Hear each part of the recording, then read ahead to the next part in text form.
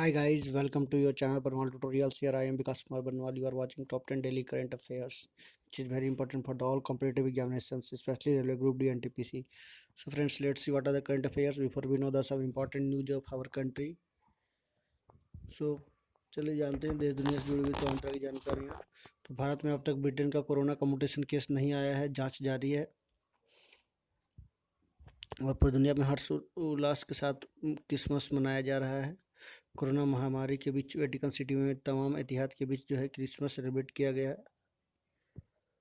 भारत के अन्य अन्य शहरों में भी क्रिसमस मनाया जा रहा है। और बीसीसीआई की 19वीं बोर्ड की मीटिंग जो है वार्षिक बैठक आयोजित की गई। ओलंपिक में भाग लेने वाले सभी जो खिलाड़ी हैं उनको जो है कोरोना टीका देने की सिफारिश की गई है। और बास्केटबॉल खिलाड़ी जो है भामरा पर नाडा ने नेशनल डोपिंग एंटी एजेंसी ने 2 साल का बैन लगा दिया है। ठंड जो है लगातार भारत में बढ़ रही है। और सबसे इम्पोर्टेंट एक मैं डिस्कस करने वाला हूँ लद्दाख के चांगथांग में स्थित जो वेटलैंड जो 2 झीलें वेटलैंड को घोषित किया है उसके बारे में मैं आज की वीडियो में विस्तार से बताने वाला हूँ। और पीएम मोदी जी ने विश्व भारती शताब्दी समारोह कोलकाता के विश्व भारती यूनिवर्सिटी में को संबोधित किया वर्चुअली।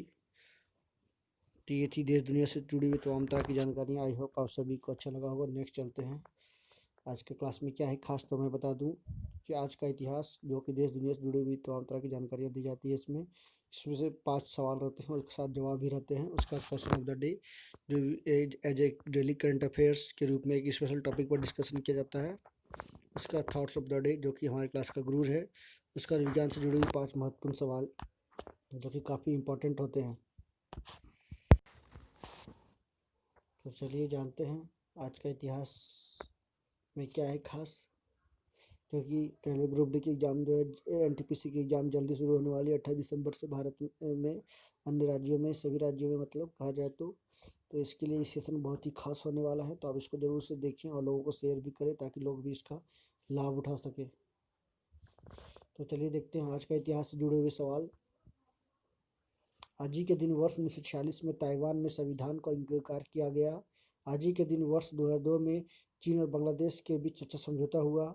आज ही के दिन वर्ष 1642 में महान गणितज्ञ भौतिक वैज्ञानिक और ज्योतिर्विद और दार्शनिक आइजैक न्यूटन का जन्म हुआ था। आज ही के दिन वर्ष 1974 में रोम जा रहे एयर इंडिया के विमान बोइंग विमान 747 का अपहरण किया गया। आज ही के दिन वर्ष 1946 में पहला अखिल भारतीय कम्युनिस्ट कॉन्फ्रेंस कानपुर में संपन्न हुआ। तो ये थे आज के इतिहास से जुड़े हुए सवाल। इसमें से काफ़ी इम्पोर्टेंट थे। चीन और बांग्लादेश के भी जो समझौता हुआ और भारत में जो है एयर इंडिया के बोइंग विमान का जो अपहरण किया गया 1974 में और न्यूटन आइजैक का जन्म कब हुआ, ये सब काफ़ी इम्पोर्टेंट सवाल हैं। पहला अखिल भारतीय कम्युनिस्ट कॉन्फ्रेंस कहाँ हुआ था, कब हुआ था, तो ये सब काफ़ी इंपॉर्टेंट सवाल हैं। एग्जाम को देखते हुए एसएससी सीजीएल रेलवे की जो भी एग्जाम है सभी में ये सवाल पूछने की 110% संभावना है। ये काफ़ी मोस्ट इम्पॉर्टेंट क्वेश्चन है। तो ये था आज का इतिहास से जुड़ा हुआ सवाल। आगे देखते हैं क्वेश्चन ऑफ द डे।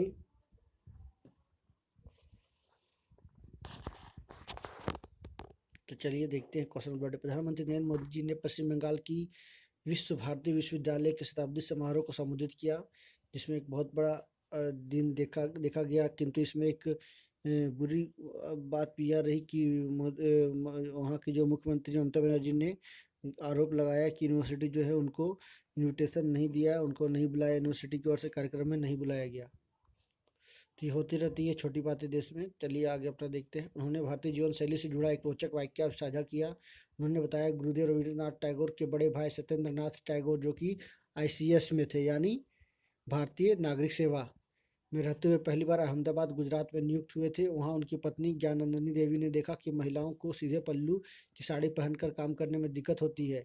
इसके मद्देनजर उन्होंने शायद ही पहली बार उल्टे पल्ले की साड़ी पहनने का चलन शुरू किया। इसी विषय को उन्होंने कहा कि यह एक शोध का विषय हो सकता है। उल्टे पल्ले की साड़ी को पहनने का चलन कब और कैसे शुरू हुआ? महिला सशक्तिकरण पर काम कर रहे लोगों और संगठनों के लिए इस तरह का विषयों का अध्ययन करना चाहिए। वेद से विवेकानंद तक भारत में चिंतन का धारा गुरुदेव के राष्ट्रवाद के चिंतन में भी मुखर थी। यानी उन्होंने तमाम तरह की बातें जो है इस विश्व भारतीय यूनिवर्सिटी के शताब्दी समारोह में वर्चुअली संबोधन करते हुए कहा। टैगर के दर्शन को संरक्षित करनी चाहिए, इन्होंने भी बातें कही। तो नेक्स्ट देखते हैं question thoughts of the day. Your dream does not have an expiration date, यानी आपका सपना का जो है कोई अंतिम तिथि नहीं होता है, कोई एक्सपायर तिथि नहीं होता है। Take a deep breath and try again, और आप गहरी सांस लो और दोबारा कोशिश करो। यानी आपको एक बार हार मिलती है, 2 बार मिलती है, 3 बार मिलती है, तो इससे आपको हारनी नहीं है, आपको अपना लगातार कोशिश जारी रखनी है, अपनी ड्रीम को पूरा करना है। ऐसे नहीं सोचना है कि नहीं आज मेरा पूरा नहीं हुआ तो फिर मैं कल नहीं जाऊंगा या परसों कोशिश नहीं करूँगा। ऐसे नहीं, आप प्रत्येक दिन आप कोशिश करें और आपको एक बार ज़रूर सफलता मिलेगी। तो आशा करता हूँ कि ये आपका कोटेशन जो है थॉट्स आपको अच्छी लगी होगी और आपको मोटिवेट किया होगा।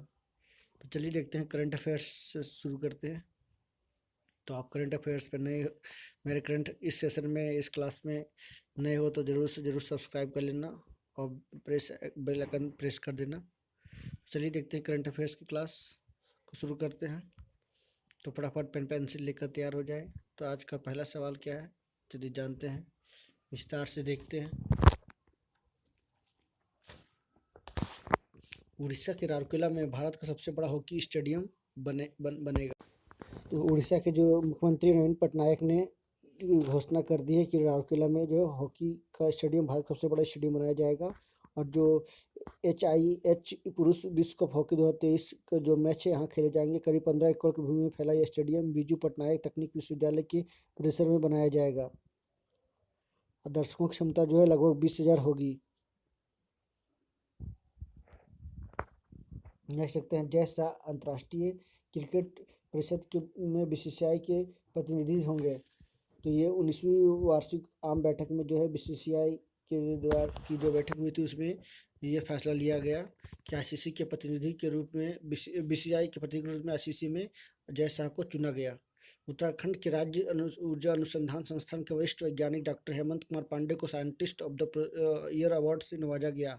तो उनको हर्बल दवाओं की खोज के लिए यह दिया गया है DRDO के द्वारा। उन्होंने जो है औषधीय, हिमालय औषधीय पौधों पर पिछले 25 वर्ष से वो रिसर्च का शोध कर रहे थे, जिसमें उन्होंने 6 दवाओं की खोज की। तो इन्हीं को देखते हुए उनको scientist of the year award से सम्मानित किया गया। BCCI ने IPL में 2 नई फ्रेंचाइजी के प्रवेश को मंजूरी दी। तो फ्रेंचाइजी की मंजूरी दे दी है, उसमें से अहमदाबाद का नाम सबसे आगे है। दूसरी फ्रेंचाइजी पुणे है, कानपुर या लखनऊ के नाम की चर्चा की जा रही है। तो IPL में 10 टीमें हिस्सा लेंगी अगले जो है 2022 में सॉरी। नेक्स्ट देखते हैं, लॉकडाउन में जनता की मदद करने वाले सांसदों में उज्जैन से भाजपा के सांसद अनिल फिजोरिया पहले स्थान पर रहे। वहीं कांग्रेस के राहुल गांधी तीसरे स्थान पर है। अडाला पी रेड्डी YSR कांग्रेस के नेल्लोर से हैं, तो उनको जो है स्कोर 74 मिला है और भाजपा के अनिल फिजोरिया को 77 अंक मिला है। टॉप 10 सांसद में 7 पार्टियों से सबसे ज़्यादा 4 भाजपा के सांसद हैं जिन्होंने जो है लोगों को मदद की है। नेक्स्ट देखते हैं, लद्दाख के चांगसांग स्थित आपस में जुड़ी 2 झीलों को वेटलैंड घोषित किया गया। यह भारत का 42वां रामसर साइट इसको बताया गया। इसकी खासियत क्या है कि इस झील का पानी मीठा है जबकि खारा है। मतलब पहले का पानी जो है जिसको स्वाता सापुक तोसो कहा गया उसका मीठा है, और सतोकर कहा गया उसका पानी खारा है। ये लद्दाख की पहली और देश की 12वीं रामसर साइट बन गई है। 438 हेक्टेयर में ये फैली हुई है, पहली और दूसरी जो 1800 हेक्टेयर में फैली हुई है झीलें। भारत के 5वें प्रधानमंत्री चौधरी चरण सिंह के जन्मदिवस पर 23 दिसंबर को राष्ट्रीय किसान दिवस मनाया गया। तो ये देख सकते हैं तस्वीरें, प्रधानमंत्री जो है 5वें बने थे और चौधरी चरण सिंह उन्हीं के जन्मदिन पर ये जो है 23 दिसंबर को हर प्रत्येक साल भारत में किसान दिवस मनाया जाता है। कोरोना संकट के बीच जापान में अब बर्ड फ्लू तेजी से फैल रहा है। लगभग जो है वहाँ पे वो जापान की एक सिटी शहर में चीबा जिसका नाम है, उसमें 11 लाख मुर्गियों को मारने का आदेश भी दे दिया गया है। और चिकन अंडे को जो है पूरी तरह से बैन कर दिया गया है। वहाँ के चिबा प्रांत से पहले जापान की कागवा, फुकुओका, हयोगो, मियाजाकी, हिरोशिमा जैसी शहरों में बैन पूरी तरह से कर दिया गया है, क्योंकि बर्ड फ्लू जो है तेजी से जापान में फैल रहा है। इस पर नियंत्रण करना बहुत ज़रूरी है। इसी को देखते हुए जापान की सरकार ने निर्णय लिया है कि वहाँ के 11 लाख मुर्गियों को मार दिया जाए। नेक्स्ट देखते हैं आखिरी 2 करंट अफेयर्स।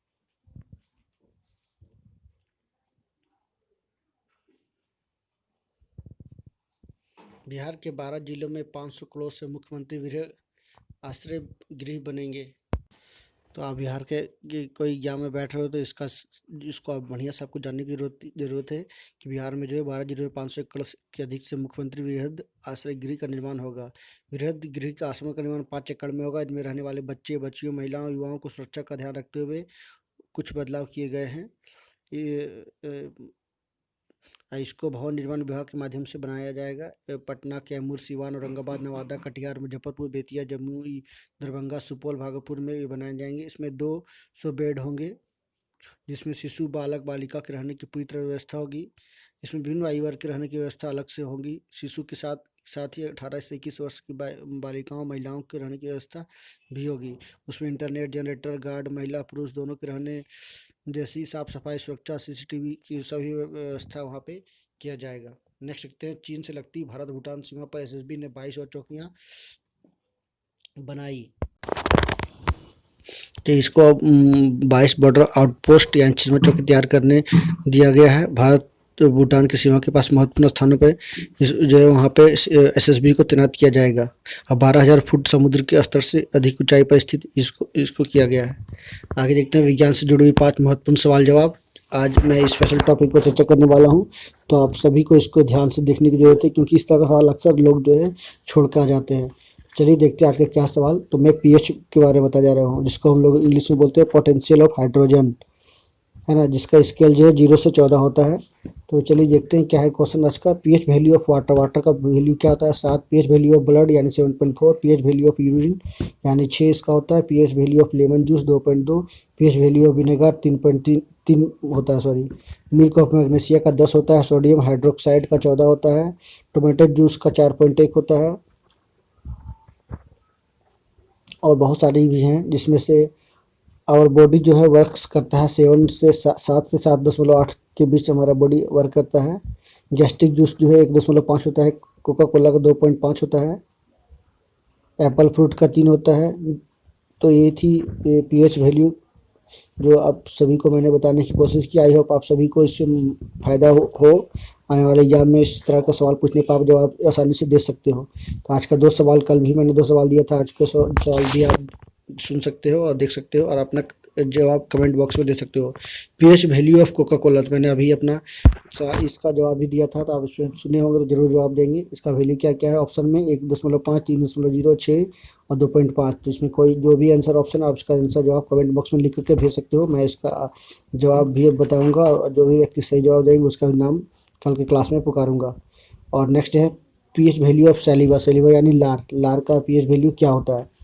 ऑप्शन दिया गया है 5, 5.8, 7.8, 5, 4.1। तो इसमें जो भी ऑप्शन है उसका आंसर आप जवाब कमेंट बॉक्स में लिख करके भेज सकते हो। मैं इसका जवाब कल के क्लास में बताऊंगा। ये काफ़ी इम्पोर्टेंट सवाल है पीएच का। उससे पहले मैंने एसआई यूनिट के बारे में और कल मैंने हाथी के बारे में बताया था कि हाथी का साइंटिफिकल नेम क्या है। तो सभी का ये सब इम्पोर्टेंट क्वेश्चन है, इसका जवाब आप जरूर देने की कोशिश करें। नेक्स्ट देखते हैं,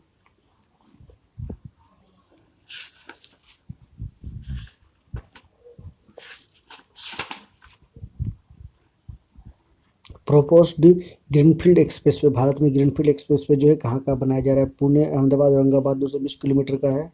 वाराणसी, कोलकाता, रांची, कोलकाता 650 किलोमीटर का। Indore, Mumbai 515, Pune, Bengaluru 745, Kharagpur, Kolkata 120, Chennai Trichy 310।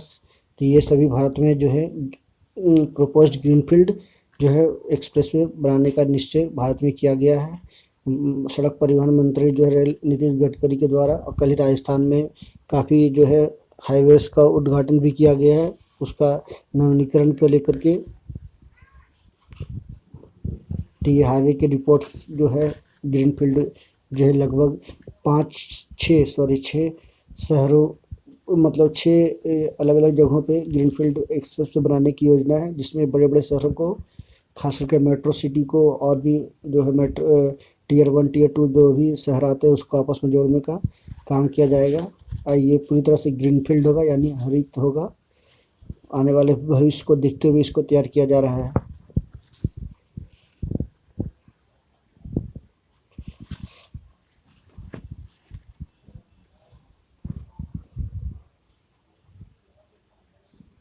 Indian Ocean Rim Association. The Indian Ocean Rim Association was set up with the objective of strengthening regional cooperation and sustainable development within Indian Ocean region. Membership and 23 राज्य इसमें हैं। Secretary general doctor Nomvuyo Nokwe, chairman United Arab Emirates है। India, Australia, Iran, यानी ये सभी देश जो है 23 देश इसमें शामिल हैं, इसके सदस्य हैं। इंडियन ओशियन रिम एसोसिएशन इसका गठन किया गया है, जिसमें 23 सदस्य देश हैं। इसका काम क्या है कि क्षेत्रीय जो है सहयोग को बढ़ावा देना और सतत विकास को बढ़ावा देना इंडियन ओशियन क्षेत्र में।